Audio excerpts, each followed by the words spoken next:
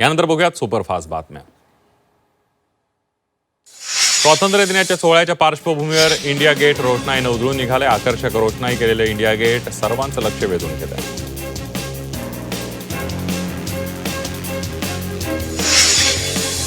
जम्मू काश्मीरमध्ये स्वातंत्र्य दिनानिमित्त सलाल धरण तिरंग्याच्या रंगामध्ये न्हावून निघाले। आकर्षक रोषणाईनं सर्वांचं लक्ष वेधून घेतलंय।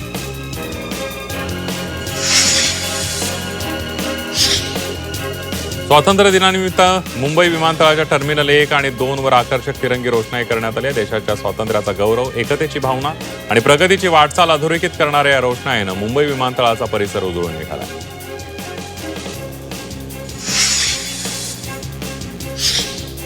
स्वातंत्र्य दिनाच्या स्वागतासाठी कल्याण डोंबिवली महापालिकेच्या मुख्य इमारतीला आकर्षक रोषणाई करण्यात आली। KDMCची इमारत तिरंग्याच्या रंगामध्ये उजळून निघाली आहे।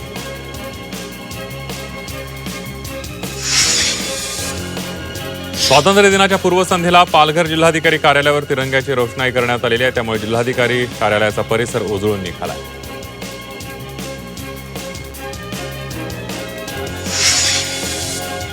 स्वातंत्र्य दिनाच्या पूर्वसंध्येला पुणे जिल्ह्यातील इंदापूर शहरामध्ये भारतीय जनता पार्टीच्या वतीनं तिरंगा आणि मशाल रॅली काढण्यात आली। महापुरुषांच्या पुतळ्याला अभिवादन करून रॅलीला सुरुवात करण्यात आली।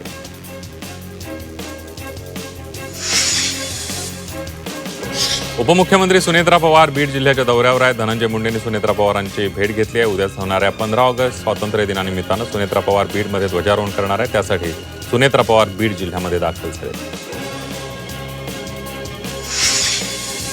अकोल्यात पोलीस विभागाच्या वतीनं तिरंगा बाईक रॅलीचं आयोजन करण्यात आलं होतं। या रॅलीमध्ये पोलीस अधिकारी, कर्मचाऱ्यांसह विद्यार्थी आणि नागरिक मोठ्या संख्येनं सहभागी झाले होते।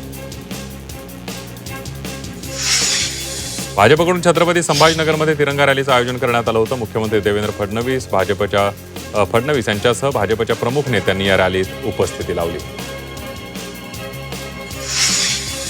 चंद्रपुरात हर घर तिरंगा अभियानांतर्गत भव्य तिरंगा रॅली आयोजित करण्यात आली। स्थानिक जनता महाविद्यालय चौकातून प्रारंभ झालेल्या या रॅलीमध्ये महिला व युवकांचा उत्स्फूर्त सहभाग होता। सांगलीच्या विटा इथं भाजपच्या वतीनं तिरंगा रॅलीचं आयोजन करण्यात आलं होतं। तिरंगा रॅलीमध्ये शालेय विद्यार्थ्यांपासून नागरिक, अधिकारी मोठ्या संख्येनं सहभागी झाले होते। रत्नागिरी शहरात भव्य तिरंगा रॅली निघाली आहे। उद्योगमंत्री उदय सामंत तिरंगा रॅलीमध्ये सहभागी झाले। आमदार किरण सामंत ही तिरंगा रॅलीमध्ये सहभागी झाले होते। मराठी शिकण्यासाठी रिक्षा टॅक्सी चालकांना 15 ऑगस्टची शेवटची मुदत असणार आहे। मराठी शिकण्यासाठी रिक्षा टॅक्सी चालकांना कोणती मुदतवाढ मिळणार नसल्याचं परिवहन मंत्र्यांनी स्पष्ट केलंय। हिंदी राष्ट्रभाषा म्हणून कायदा केला पाहिजे, संसदेमध्ये विधेयक आणलं पाहिजे, गुणरत्न सदावर्तेंनी मागणी केली आहे। 1 सप्टेंबरपासून ओबीसी समाजाचं राज्यव्यापी आंदोलन असणार आहे। समाजावर अन्याय होत असल्याची भावना ओबीसी नेत्यांची असून पुण्यामध्ये झालेल्या बैठकीमध्ये आंदोलनाचा निर्णय घेण्यात आला। चाकण MIDCतील समस्या प्राधान्यानं सोडवणार, उपमुख्यमंत्री सुनेत्रा पवार यांनी ट्विट करत आश्वासन दिले। चाकणच्या औद्योगिक विकासाला चालना मिळणार असा उल्लेखही त्यांनी केला।